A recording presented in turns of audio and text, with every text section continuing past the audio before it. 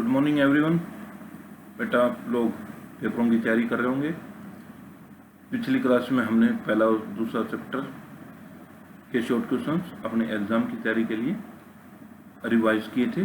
आज हम तीसरा और चौथा दोनों चैप्टर रिवाइज करेंगे। इसके बाद हम फिर पेपरों के बाद ही नई क्लास में आपसे मिलेंगे। तो आइए डिस्कस करते हैं टाइम ना गंवाते हुए थर्ड चैप्टर के शॉर्ट क्वेश्चन, उसके बाद फोर्थ चैप्टर के क्वेश्चन। इसमें पहला क्वेश्चन है, संक्रामक रोग मुख्यतः कितने प्रकार के होते हैं? 2, 3, 4, 5। तो 2 प्रकार के होते हैं संक्रामक रोग। फिर संसर्ग रोग फैलते हैं रोगी के प्रत्यक्ष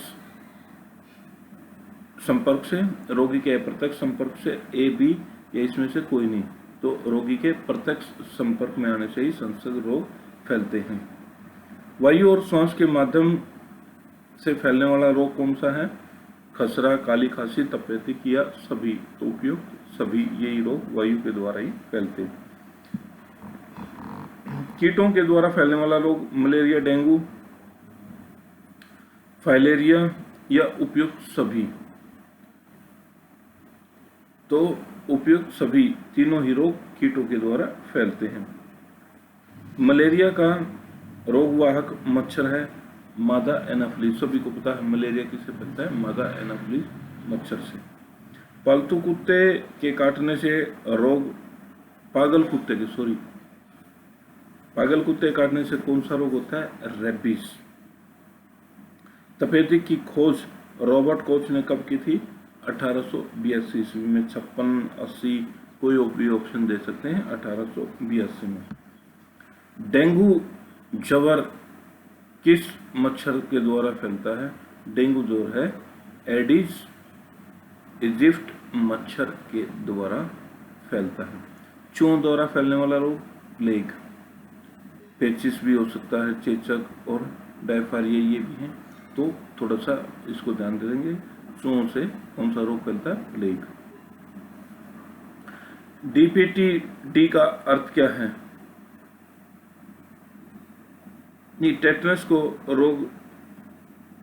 टेटनस रोग से बचाने के लिए कौन सा टीका लगवाया जाता है? डीपीटी का। डीपीटी का अर्थ क्या है? डिप्थीरिया। हड्डी तोड़ बुखार किस रोग का होता है? हड्डी तोड़ बुखार किस रोग को कहते हैं? मलेरिया, हैजा, डेंगू, तपेदिक? तो डेंगू है जो हड्डी तोड़ बुखार में आता है। रेबीज एक रोग है, जीवाणु, विषाणु, कवक या प्रोटोजोआ। तो ये एक विषाणु रोग है। टेटनस के लक्षण क्या है? गर्दन में अकड़, जबड़ा सिकुड़ना, मांसपेशियों में सूजन आना। उपयुक्त सभी? तो उपयुक्त सभी ही हैं जो टेटनस के लक्षण हैं। टेटनस के जीवाणु पाए जाते हैं मिट्टी में, पानी में, कूड़े कचरे में, इसमें से कोई नहीं। तो मिट्टी में पाए जाते हैं। किस प्रकार का मौसमी बुखार, किस रोग को मौसमी बुखार भी कहा जाता है? टाइफाइड, मलेरिया, चेचक या खसरा? तो मलेरिया एक ऐसा बुखार है जिसको मौसमी बुखार भी कहा जाता है। ये हमारे हो गए हैं थर्ड चैप्टर के शॉर्ट क्वेश्चंस। अब हम फोर्थ चैप्टर करेंगे। व्यावसायिक स्वास्थ्य है जो, उसके शॉर्ट क्वेश्चंस। पहला है, व्यक्ति के मानसिक व शारीरिक स्वास्थ्य को प्रभावित करने वाले पदार्थ क्या हैं? रासायनिक, कोयला, लकड़ी, रुई, लोहा, शीशा या उपयुक्त सभी? तो उपयुक्त सभी ही, सारी चीजें ही व्यक्ति के मानसिक और शारीरिक स्वास्थ्य पर प्रभाव डालती हैं। किस प्रकार की शिक्षा स्वरोजगार प्रदान करने में सहायक होती है?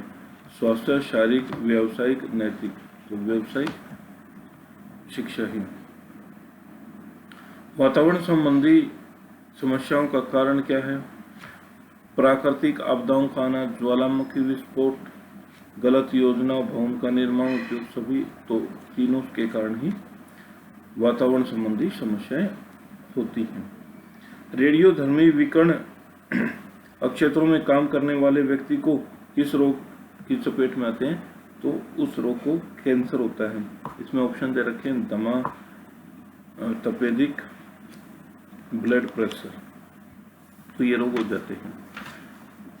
नेक्स्ट क्वेश्चन है, व्यवसायिक समस्याओं में शामिल है श्रमिकों की चिकित्सा, श्रमिकों के स्वास्थ्य की रक्षा, व्यक्ति बीमारी या दुर्घटनाओं का शिकार व्यक्ति के, उपयुक्त सभी, तो सभी आते हैं, उपयुक्त सभी ही व्यावसायिक समस्याएं हैं। पृथ्वी का कितने प्रतिशत भाग पानी से घिरा है? पृथ्वी का 2/3 भाग ही पानी से घिरा हुआ है। अधिक रक्तदाब का मुख्य कारण क्या है?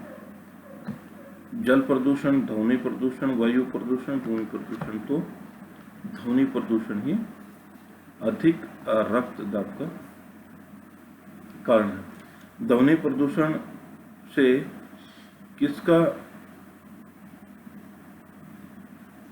स्रोत अधिक होता है? पितरस का, रक्त का, एड्रेनलिन का, या इसमें से कोई नहीं? तो एड्रेनलिन ही है जो ध्वनि प्रदूषण का सबसे अधिक स्रोत है।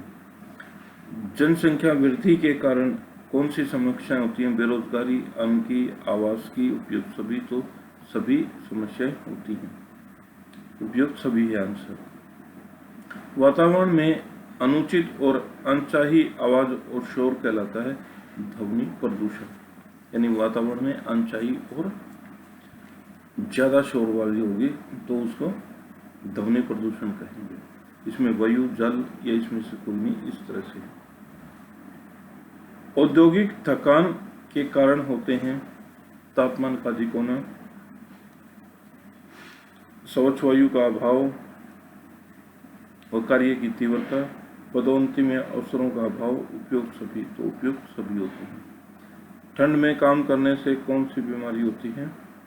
कैंसर, फास्ट वाइट, तपेदिक, या इसमें से कोई नहीं? तो फास्ट वाइट जो बीमारी है वो ठंड में काम करने से होती है। विभिन्न प्रकार के व्यावसायिक संकटों के लिए उत्तरदायी कारण हो सकते हैं।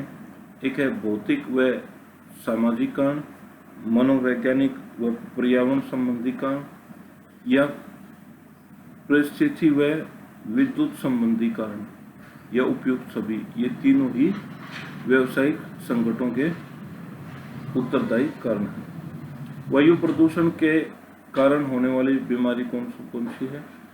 तो ब्रोंकिटिस, दमा, निमोनिया, या उपयुक्त सभी, तो उपयुक्त सभी हैं। तीनों ही बीमारियां हैं जो वायु प्रदूषण के कारण होती है। तो ये था बेटा हमारा तीसरा और चौथा चैप्टर। हमने जो शॉर्ट क्वेश्चन थे वो रिवाइज कर लिए हैं। अब आप मन लगा के घर पे पढ़ें और अपने एग्जामों में अच्छे मार्क्स में सभी बच्चे एग्जाम दें, चाहे किसी का लेट एडमिशन है, चाहे पहले से एडमिशन है, कोई एक्सक्यूज ना दें। सभी बच्चे एग्जाम जरूर देंगे। तो मिलते हैं एग्जाम के बाद अपना फिर आगे सिलेबस बढ़ाने के लिए। तो तब तक आप एग्जामों की तैयारी करें, पढ़ें और अच्छे मार्क्स लें।